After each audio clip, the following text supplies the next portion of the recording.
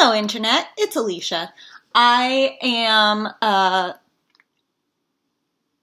living, and I wanted to just update because for a while I was really focused on doing YouTube videos because they were making me really happy. I was having a lot of fun doing them, and it was sort of a creative outlet that I needed. And I want to come back to it, but I'm just going to explain for the two people who actually watch these where I've been, what I've been doing, why I'm not doing my makeup on video.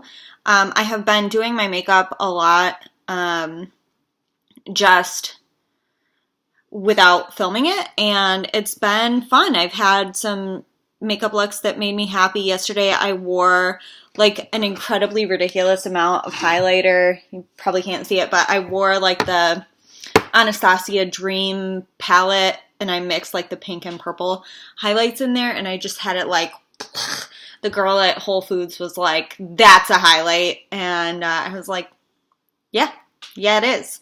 In terms of eyeshadow, here's a look I did. Most of this stuff ends up on my Instagram. Not all of it does, because I've been not taking as many pictures, except for those I send to my sister to show her what I'm up to. But I've still been playing around with glitter, not a super ton. And occasionally I do my makeup and I cry and then it gets ruined. And there's a Smashbox X-rated mascara that I cried in the other day, and it burned my eyes so intensely. So I actually don't recommend using that mascara if you have, my eyes aren't super sensitive. I put stuff on my waterline all the time, but if you have sensitive eyes, don't put that on your eyeballs. Just don't do it. Just trust me. I've been playing with some colored mascaras from ColourPop. I'm actually downsizing my makeup collection. So here's where I've been.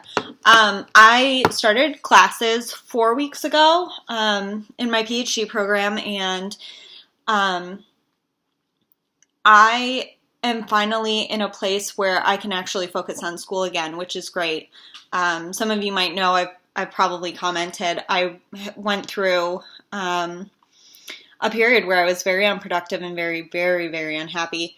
And I found a balance of medications that works for me through the help of my primary care doctor and then a psychiatrist who helped me try one new thing, and so far it's been really useful. I still get really sad sometimes, but most of the time I feel really productive and a lot happier in being productive and working on what I'm doing. So I'm back into classes, and I'm trying really hard to be focused and present with that. So I'll do my makeup in the morning, just getting ready in 20, 30 minutes, and then get to campus. And I've also been working on writing a paper, which I've been so deep into. It's been really, I really like it. I've been working on this paper about coughing and normal values in coughing. And it's so engrossing. I'll just spend,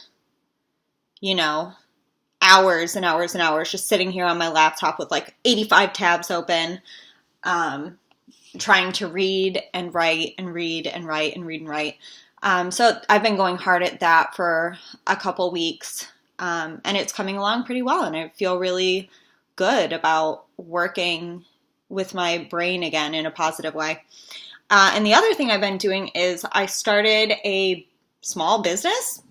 I don't know who I am or what I was thinking, but I started a business on Mercari and Poshmark, and I'm still just figuring it out. But instead of spending my days in my downtime watching a lot of makeup content, I've been watching a lot of content about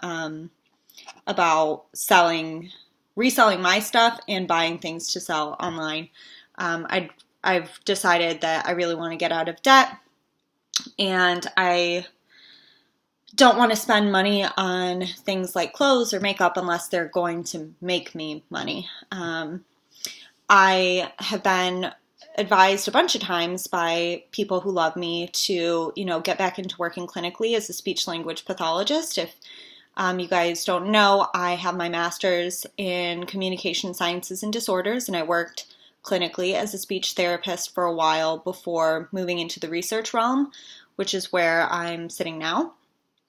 And while that would be a great job, and I could probably take home like $40 an hour, 40 to 50, somewhere in there, because of the mental health problems that I was having, the most terrifying thing for me was to just set up a schedule where I would have to be someplace and people would be counting at me to be there at a specific time, because when I was dealing with my depression and it was not controllable, I was sleeping like 16 hours a day. I was just not a very functional human adult. So I wanted to find something that was a little bit more flexible.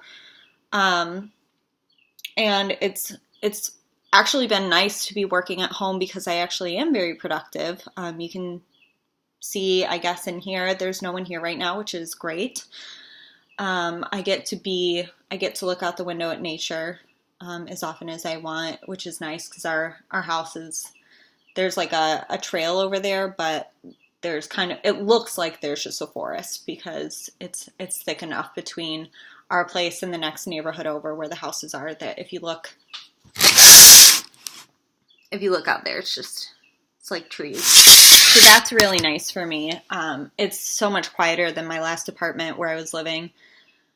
And I think it's just been really good for me to be in a quieter space where I have a dedicated area to be productive. And I'm out of the apartment that I was last in had a lot of bad memories in it. So it's nice to be in this new space. And I feel like it's been really positive for me to be here. And back when I was struggling a lot, maybe 6 months ago, I read this quote that said, "You can't heal in the environment that made you sick." And I feel like now I'm in a new environment where I have been able to do a lot more healing, and I've now been able to get back to being the productive person that I felt like I had gotten really far away from. So I'm still super passionate about makeup. I still have so much fun doing it, and it makes me feel happy. It does feel like a really nice creative process for me, but I'm also doing other things right now, like working on taking photographs and doing listings, sourcing stuff for my online shop, and then, all my schoolwork. I'm taking 3 classes, which I'm really enjoying. I think my main problem right now is that I overly enjoy them and I participate too much, and I need to sort of slow my roll so my classmates can also feel like they're participating and it's not just me going crazy. But yeah, it's been good, and I'm feeling better, and I just wanted to, film super quick. Don't have makeup on right this second. I'm still in my jammies, but I have been working for a few hours. And I'm hoping to spend some time both packaging up a few sales that I made and also getting back to the paper that I want to be working on. I'm hoping to finish the entire first draft within the next week or two so that I can send it to my mentor for edits. I have a colleague and friend who's been really amazing. She's been helping me with this paper. I had asked her if she would want to be the second author on it, and she's just been so phenomenally useful and kind to read at least 3 of my drafts so far, and she's been giving really great feedback. She's also a speech language pathologist, and she still works clinically. I believe she works with patients way more than I do. So it's really nice having her perspective because I'd like the paper ultimately to be useful for clinicians, speech therapists. So yeah, things are going. I'm here. I'm still alive. If you want to follow me on Instagram, where I do post a lot more often than you'll ever see me on YouTube. People aren't lying when they say it takes a really long time to edit YouTube videos, and I'm not necessarily a perfectionist, but I am a make it really good-ist.